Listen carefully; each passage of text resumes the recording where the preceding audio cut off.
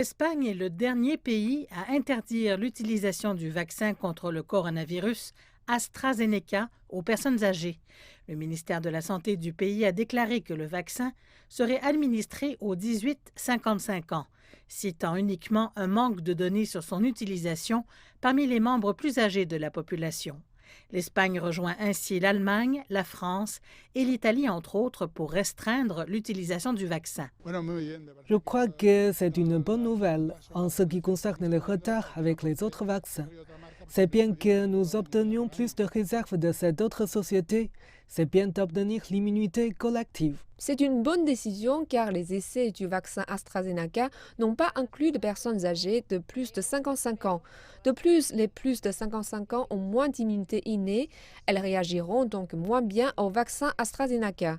Bien sûr, cela aidera tout le monde entre 18 et 55 ans et maintenant que nous avons une pénurie, cela couvrira un large pan de la population.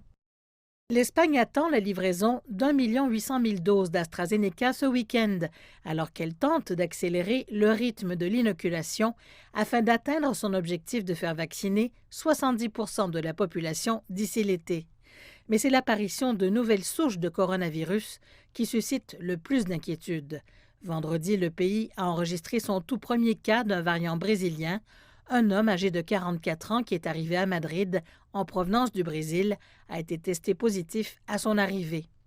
Tout comme l'Espagne, l'Italie doit aussi recevoir son premier lot de vaccins anti-Covid AstraZeneca au cours des prochains jours et comme l'Espagne, elle limitera son utilisation aux personnes âgées de moins de 55 ans.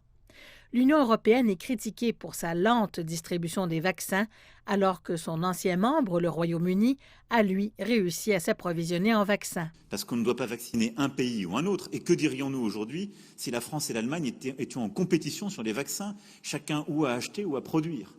Ce serait une scène de désordre, ce serait contre-productif économiquement, mais surtout contre-productif sanitairement.